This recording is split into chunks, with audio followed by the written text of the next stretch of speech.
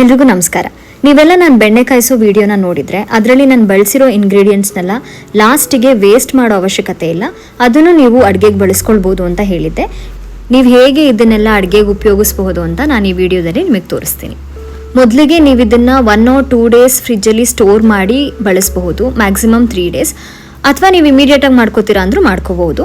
ರುಬ್ಬಿ ಇಟ್ಕೊಂಡಿದ್ದೀನಿ ಆ ಇಂಗ್ರೀಡಿಯೆಂಟ್ಸ್ನೆಲ್ಲ. ಜೊತೆಗೆ ನಾನು ಪ್ಯಾನಲ್ಲಿ ಒಗ್ಗರಣೆ ಹಾಕೋತಾ ಇದ್ದೀನಿ. ಒಗ್ಗರಣೆಗೆ ನೀವು ಕರಿಬೇವಿನ ಸೊಪ್ಪು ಮತ್ತು ಜೀರಿಗೆನೂ ಬಳಸಿದ್ರೆ ತುಂಬ ಚೆನ್ನಾಗಿರುತ್ತೆ. ಬಟ್ ಇಲ್ಲಿ ಮಳೆ ಬರ್ತಿರೋ ಕಾರಣ ನಾನು ಕರಿಬೇವನ್ನ ಉಪಯೋಗಿಸೋಕ್ಕಾಗ್ತಾ ಇಲ್ಲ. ಯಾಕಂದರೆ ನಮ್ಮ ಮನೆ ಮುಂದೆ ಅಲ್ಲಿ ಗಿಡಗಳು ಕಾಣಿಸ್ತಿದೆ ನೋಡಿ, ಅಲ್ಲಿ ಕರಿಬೇವಿನ ಸೊಪ್ಪು ಇದೆ. ಅಲ್ಲಿಂದನೇ ನಾನು ಕರಿಬೇವನ್ನ ಕಿತ್ಕೊಂಡು ಬಂದು ನಾನು ಅಡುಗೆಗೆ ಬಳಸೋದು. ಬಟ್ ಇವತ್ತು ಮಳೆ ಬರ್ತಿರೋದ್ರಿಂದ ಛತ್ರಿ ಕೂಡ ಕಾರಲ್ಲಿದೆ, ಸೊ ತರೋಕ್ಕಾಗಲಿಲ್ಲ. ನೆವರ್ದಲೆಸ್ ನಾನು ಅದಕ್ಕೆ ಬರೀ ಹಸಿಮೆಣಸಿನಕಾಯಿನ ಮತ್ತು ಈರುಳ್ಳಿನ ಫ್ರೈ ಮಾಡ್ಕೊಳ್ತಾ ಇದ್ದೀನಿ. ನೀವು ಕರಿಬೇವು ಮತ್ತು ಜೀರಿಗೆನೂ ಹಾಕಿ. ಈ ಕಡೆ ಸೈಡ್ ನಾನು ಕುಕ್ಕರಲ್ಲಿ 2 ಟೊಮ್ಯಾಟೊ, ಬೇಳೆ ಮತ್ತು ಒಂದು ಸ್ವಲ್ಪ ನೀರು, ಅರಿಶಿನ ಹಾಕಿ ಬೇಯಿಸಿಟ್ಕೊಂಡಿದ್ದೀನಿ. ಇಲ್ಲಿ ಮಳೆ ಬರ್ತಿರೋದ್ರಿಂದ ಒಂದು ಸ್ವಲ್ಪ ಡಿಸ್ಟರ್ಬೆನ್ಸ್ ಇದೆ, ದಯವಿಟ್ಟು ಅಡ್ಜಸ್ಟ್ ಮಾಡ್ಕೊಳ್ಳಿ. ನಾನು ಇವತ್ತು ಮೈಕ್ನ ಬಳಸ್ತಾ ಇಲ್ಲ. ಇಲ್ಲಿ ರಾಜ್ಮುಡಿ ಅಕ್ಕಿನ ನೆನೆಯೋದಕ್ಕೆ ಇಟ್ಟಿದ್ದೀನಿ. ಒಂದು 10-15 ನಿಮಿಷ ನೆನೆಸ್ತೀನಿ ಅಷ್ಟೇ. ಮಳೆ ನೋಡಿ ಹೇಗೆ ಬರ್ತಿದೆ. ಹಸಿಮೆಣಸಿನಕಾಯಿ ಮತ್ತು ಈರುಳ್ಳಿ ಫ್ರೈ ಆಗ್ತಾ ಇದೆ. ಈ ಕಡೆ ಕುಕ್ಕರು ಇನ್ನೊಂದು ಸ್ವಲ್ಪ ಕೂಲ್ ಆಗಬೇಕು. ರುಬ್ಕೊಂಡಿರೋ ಮಸಾಲೆನ ಈ ಪ್ಯಾನಿಗೆ ಹಾಕ್ಕೊಂಡಿದ್ದೀನಿ. ನೀವು ಪ್ಯಾನಿಗೆ ಹಾಕೊಂಡು ಓಕೆ, ಅಥವಾ ಡೈರೆಕ್ಟಾಗಿ ಸಾಂಬಾರಿಗೆ ಹಾಕ್ತೀನಿ ಅಂದ್ರೂ ಪರವಾಗಿಲ್ಲ. ನಾನು ಈ ಮಿಕ್ಸರ್ ಜಾರಲ್ಲಿ ಇರೋದನ್ನು ವೇಸ್ಟ್ ಮಾಡೋಕ್ಕೆ ಇಷ್ಟಪಡಲ್ಲ. ಅದಕ್ಕೆ ಒಂದು ಸ್ವಲ್ಪ ಬಿಸಿ ನೀರು ಮಾಡಿ ಅದಕ್ಕೂ ಹಾಕ್ಬಿಟ್ಟು ಇದಕ್ಕೆ ಹಾಕಿ ಆಮೇಲೆ ನಾನು ಸಾಂಬಾರಿಗೆ ಮಿಕ್ಸ್ ಮಾಡ್ತೀನಿ.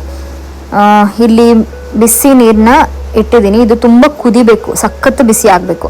ಆಮೇಲೆ ಈ ಮಿಕ್ಸರ್ ಜಾರ್ಗೆ ಮತ್ತು ಕ್ಯಾಪಿಗೆ ಹಾಕಿ ಅದರಲ್ಲಿರೋ ಮಸಾಲನೂ ತೆಗಿತೀನಿ.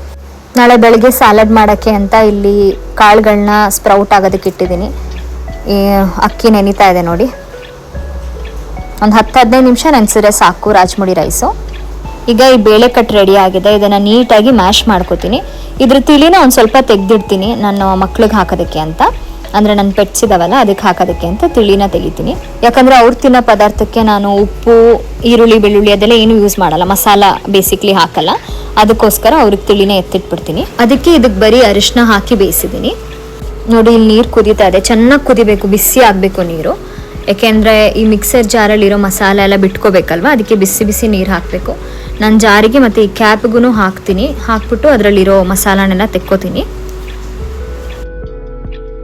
ಇದರಿಂದ ಇವಾಗ ತಿಳಿ ತೆಗೆದ್ಬಿಟ್ಟು ಮಕ್ಳಿಗೆ ಎತ್ತಿಡ್ತಾ ಇದ್ದೀನಿ. ಇದನ್ನ ಆಮೇಲೆ ಕೊಬ್ಬರಿ ಎಣ್ಣೆ ಜೊತೆ ಅಥವಾ ತುಪ್ಪದ ಜೊತೆ ಅನ್ನಕ್ಕೆ ಕಲಿಸ್ಬಿಟ್ಟು ಅವ್ರಿಗೆ ಕೊಡ್ತೀನಿ.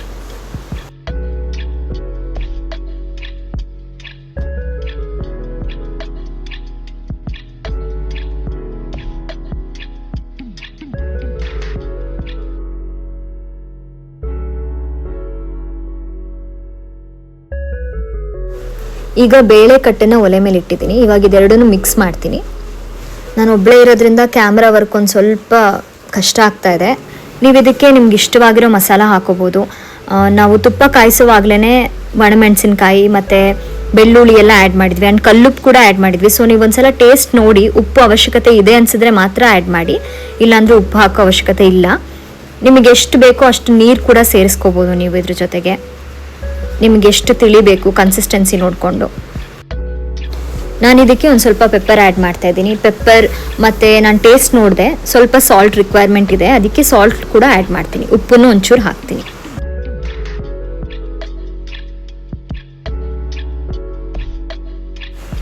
ಈಗ ನೋಡಿ ಬಿಸಿ ಬಿಸಿ ಸಾಂಬಾರು ರೆಡಿ ಆಗಿದೆ. ಇದಕ್ಕೊಂದು ಸ್ವಲ್ಪ ಕೊತ್ತಂಬರಿ ಸೊಪ್ಪು ಲಾಸ್ಟಲ್ಲಿ ಉದುರಿಸ್ಬಿಟ್ರೆ ಮುಗೀತು, ಸಾಂಬಾರು ರೆಡಿ, ಕಂಪ್ಲೀಟ್ ಆಗುತ್ತೆ. ಈ ಕಡೆ ಸೈಡು ನಾನು ರೈಸ್ ಕುಕ್ಕರ್, ನೀವು ನನ್ನ ರೈಸ್ ಕುಕ್ಕರ್ ವಿಡಿಯೋ ನೋಡಿರ್ತೀರ. ಸೊ ಈ ಕುಕ್ಕರಲ್ಲೇ ನಾನು ರೈಸ್ ಮಾಡೋದು. ರಾಜ್ಮುಡಿ ರೈಸ್ನ ಬೇಯೋದಕ್ಕೆ ಇಟ್ಟಿದ್ದೀನಿ. ಇದು ನೋಡಿ, ನೆನ್ನೆ ನಾನು ರೈಸ್ ಮಾಡಿರೋದ್ರಿಂದ ಬಂದಿರುವಂತಹ ನೀರು, ಗಂಜಿ. ಇದನ್ನು ಏನು ಮಾಡ್ತೀರಾ ಅಂತ ಸುಮಾರು ಜನ ಕಮೆಂಟ್ ಮಾಡಿದ್ರಿ ನನಗೆ ರೈಸ್ ಕುಕ್ಕರ್ ವಿಡಿಯೋದಲ್ಲಿ. ಇದನ್ನು ನಾನು ಕುಡಿಯೋದಿಲ್ಲ. ನಾನು ಇದನ್ನು ಮುಖಕ್ಕೆ ಅಥವಾ ಯೂಶ್ವಲಿ ನಾನು ಹೇರಿಗೆ ಯೂಸ್ ಮಾಡ್ತೀನಿ. ನಾನು ಸ್ನಾನ ಮಾಡೋಕ್ಕೆ ಹೋದಾಗ ತಲೆಗೆ ಸ್ನಾನ ಮುಗಿಸ್ಬಿಟ್ಟು ಆಮೇಲೆ ಒಂದ್ಸಲ ತಲೆಗೆ ನೀರನ್ನ ಹಾಕ್ಕೊಂಡು ಕ್ಲಿಪ್ ಹಾಕೋಬಿಡ್ತೀನಿ. ಆಮೇಲೆ ಬಾಡಿ ಬಾತ್ ಆದಮೇಲೆ ಲಾಸ್ಟಲ್ಲಿ ಮತ್ತೆ ಪೂರ್ತಿ ಹೇರ್ನೆಲ್ಲ ವಾಶ್ ಮಾಡಿಕೊಂಡು ನಾನು ಸ್ನಾನನ ಮುಗಿಸ್ತೀನಿ. ಇದು ಒಂದೇ ವಾಶಿಗೆ ನಿಮಗೆ ರಿಸಲ್ಟ್ ಗೊತ್ತಾಗುತ್ತೆ, ತುಂಬ ಚೆನ್ನಾಗಿರುತ್ತೆ. ಓದಿರ್ತೀರಾ, ಕೇಳಿರ್ತೀರಾ ರೈಸ್ ವಾಟರ್ ಬೆನಿಫಿಟ್ಸ್ ಸ್ಕಿನ್ಗೆ ಮತ್ತು ಹೇರ್ಗೆ ಎಷ್ಟಿದೆ ಅಂತ. ಒಂದ್ಸಲ ನೀವು ಉಪಯೋಗಿಸಿ ನೋಡಿದ್ರೆ ನಿಮಗೆ ಗೊತ್ತಾಗುತ್ತೆ. ಇದು ನಾನು ನೆನ್ನೆ ರೈಸ್ ಮಾಡಿದ್ರದ್ದು ವಾಟರು.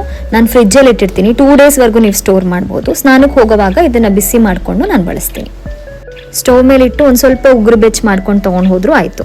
ಇದನ್ನು ಹಾಗೆ ಇವತ್ತು ರೈಸ್ ಮಾಡಿದ ವಾಟರ್ನ ಎರಡನ್ನೂ ನಾನು ಇವತ್ತು ಸ್ನಾನಕ್ಕೆ ಬಳಸ್ತೀನಿ.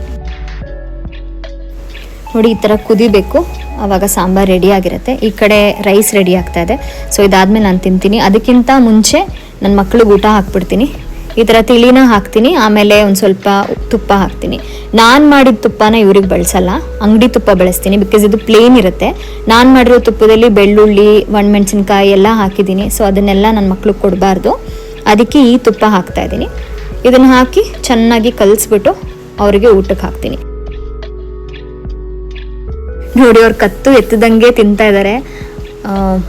ಈ ಥರ ಮನೆ ಊಟ ಹಾಕ್ಬಿಟ್ರೆ ಫ್ರ್ಯಾಕ್ಷನ್ ಆಫ್ ಸೆಕೆಂಡ್ಸಲ್ಲಿ ಖಾಲಿ ಮಾಡಿಬಿಡ್ತಾರೆ ಅವರು. ಅವ್ರಿಗೆ ಮನೆ ಊಟನೇ ಇಷ್ಟ. ಆ ಗ್ರೇನ್ಸ್ ಇರುತ್ತೆ ಅಲ್ಲಿ ಯಾವಾಗ್ಲೂ. ಬಟ್ ನಾನು ಮನೇಲಿದ್ದರೆ ಆದಷ್ಟು ಅವ್ರಿಗೆ ಮನೆ ಊಟನೇ ಹಾಕೋದು. ನಾನು ಸೈಡ್ಸ್ಗೆ ಎಗ್ ಬುರ್ಜಿ ಮಾಡಿಕೊಂಡೆ ಆ್ಯಂಡ್ ಸಾಂಬಾರು ತಿಂದೆ. ತುಂಬಾ ಟೇಸ್ಟಿಯಾಗಿತ್ತು.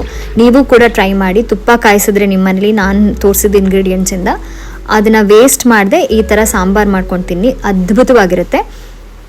ನೀವು ಟ್ರೈ ಮಾಡಿದ್ರೆ ಖಂಡಿತವಾಗ್ಲೂ ಟೇಸ್ಟ್ ಹೇಗಿತ್ತು ಅಂತ ನನಗೆ ತಿಳಿಸಿ.